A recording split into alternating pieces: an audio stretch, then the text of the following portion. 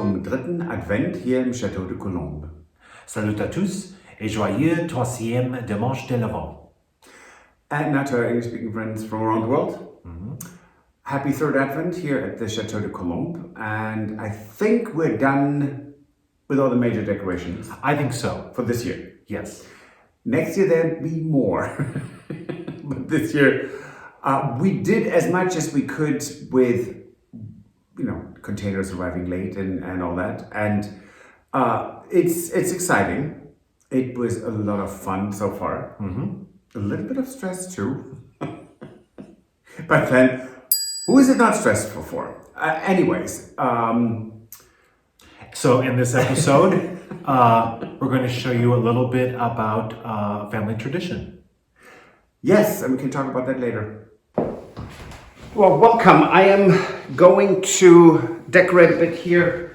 I'm going to decorate the piano table with a lot of some things that I got from my family, from my parents, grandparents, and great-grandparents. So let's try this. What we have here. This is a pyramid which I will have to assemble, so that comes last.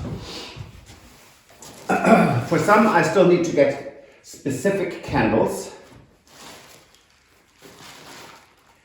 And of course, at the end, I will show, Stuart will show everything in detail, which then makes more sense. So this is from my grandparents. It's a nutcracker. But first things first, what I like to do is put some lights down. And what I think works great when you add that under a transparent fabric. In this case, this is from beautiful dark red burgundy fabric from India, which just lights this up very, very nicely a little bit. And of course, it doesn't get warm because that would be fatal for the piano. Not a good idea. So, and then to set the stage, we're going to use the big candelabra, which also looks great at the dining table. And behind that, we're hiding our battery holder, and the fabric is secured. And as always with decorating, threes is always better, or uneven numbers.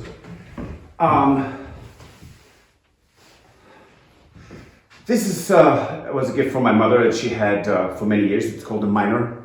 All of these are from the Erzgebirge region in Germany, so it's the Iron Mountains. And he needs his own specific candles. Now, whenever you start new traditions, don't forget the old ones. No, the other way around. When you have old traditions, make some new ones too. It's kind of fun. So, there are a couple of things that I think are funny. And one of them is that I got this little guy when I was in Germany at a Christmas market for Stuart. So he goes on there as well.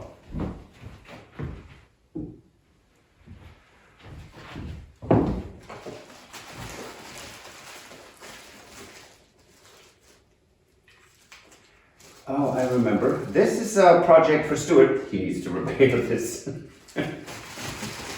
That's just a little glue. Then here we have things from my great-grandmother.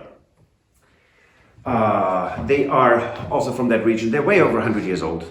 They're really pretty. It's this little angel reading sitting on a crescent moon.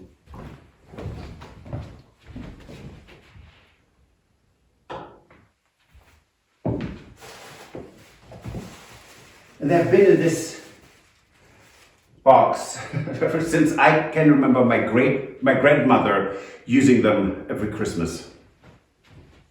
So it's kind of lovely and of course a bit sentimental when people that we love are no longer with us. And having these is quite quite sweet. So they have, of course, their specific candles that are tiny, and usually they don't really fit, so you have to then heat the bottom and see, or the base of the candle, and see if you can make them stick. And I'm not going to put you through that, just so you know. Yeah, see, no, not working yet. Let me put this away. So this is my parents' Advent stand for the candles.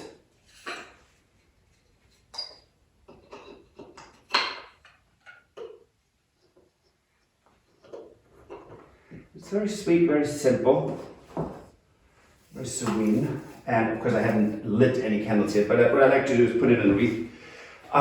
It looks kind of cute. Although right now it's not. There it is. So this is the pyramid, really old, and I'm always hesitant to take it out of the box, but I will, because if not here, then where? Okay. Oh my, how lovely. And really the amazing thing about this pyramid is that it is actually hung on the wall, which is really, it's unusual. It's not where normally most people will know pyramids that are standing on the table, and this one is hung on the wall. And this one has the little screw that came loose. See, every year there's something. Yes.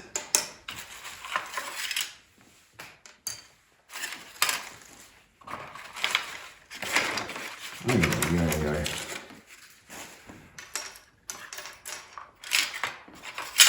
They all fell out of their holder.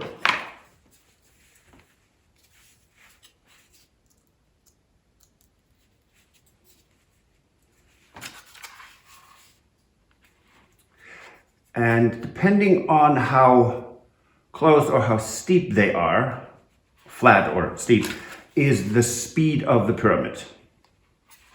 Now I can already tell you that this pyramid has not been spinning in a long time. So I'm not gonna light the candles on it. It's just from my great-grandmother, and I love to have it, but it doesn't need to function.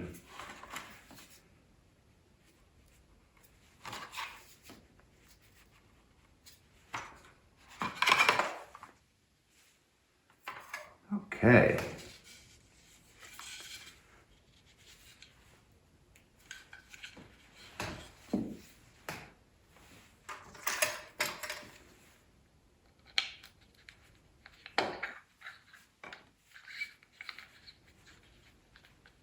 Oh, let me show you. So this is the back piece that is resting against the wall.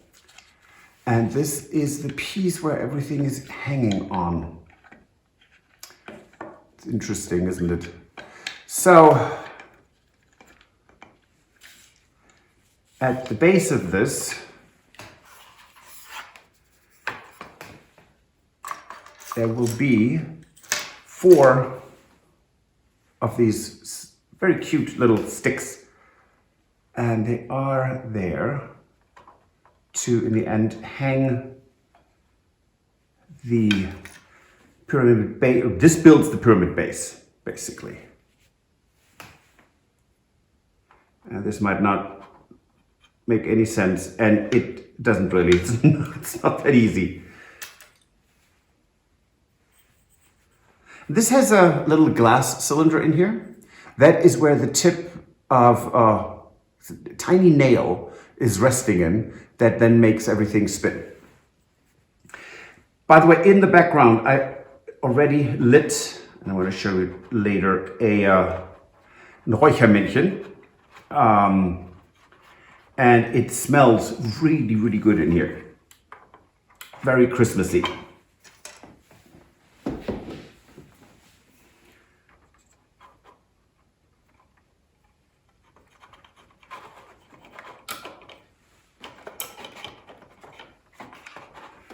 3. Yep.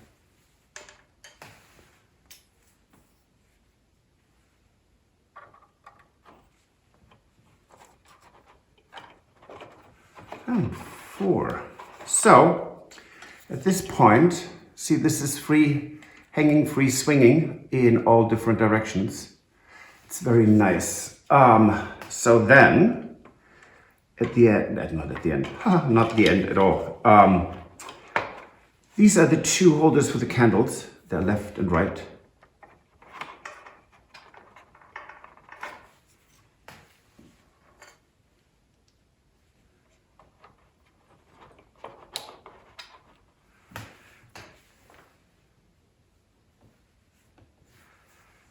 So then we have to insert this where then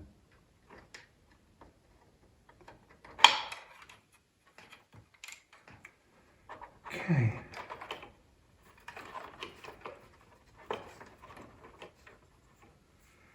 Et voila.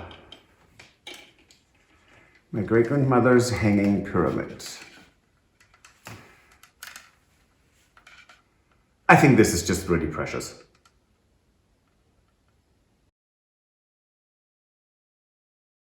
I'm now going to add one of the smokers, little smokemen, that I also have from my great-grandmother. And these are little cones. And so we light them. Just the tip. Make sure that it's actually a glow. Yep, take this. Put it in there. And in German it's called Räuchermännchen. Smokeman. Because it now, I don't know if it's visible, but it comes out of his mouth where the snowman cannot smoke to begin with. And no one should, I heard. And this is just so sweet. My parents have a little house with glitter on top of it. It's really old too. It's made out of metal. It's adorable as well.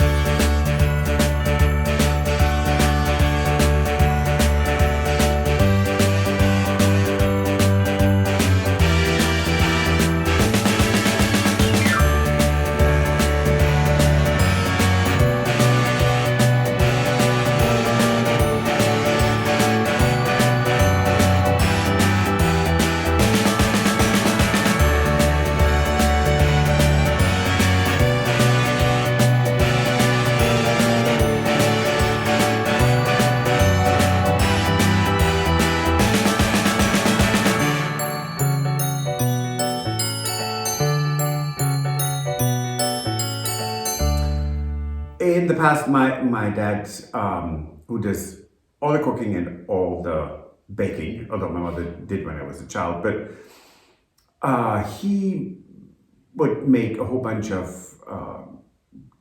different baked goods, including Stollen. That's yeast fruit bread from Germany that's very traditional and it's very heavy. And I did not bake one. But for the Kaffeeklatsch, we bought one. You're right. Sometimes you have to make it weeks in advance and needs to rest. It's almost like Christmas pudding. Right. But what we did do is we made sloe gin. And some of our friends in this area was probably very delighted to find something in their Christmas gift. Yes. And that was a lot of fun. And as long as we have the time, we will make sloe gin because it's really delicious. Right. It's pretty good. Yeah.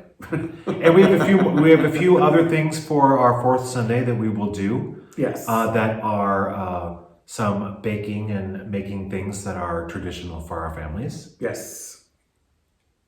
What else? And we will also be having a Christmas pudding, won't we? We had one as a gift. Yes, we did. Martin and Margaret sent us a Christmas pudding. Right. Without nuts. Just for me. Thank you. So yes, but that's really lovely, and it's going to be nice for the fourth Advent. My parents are going to be here already, right? I think so. Yes. Right. Yeah. Well, depending on when they leave and how fast they get here. Right. So that's going to be delightful, and we're slowly getting ready for them and for Christmas. So, like most of you, we feel like we're way behind. I think we're pretty good though. Yeah. And we hope you enjoyed this episode. So we'll see you on Wednesday. Yes, to a regular episode and another Chateau chandelier. That's all, yes. Au revoir, auf Wiedersehen, goodbye.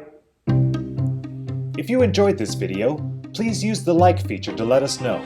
Also, don't forget to subscribe to our Journey to the Chateau YouTube channel if you'd like to see more.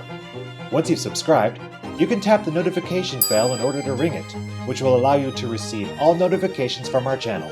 Thank you.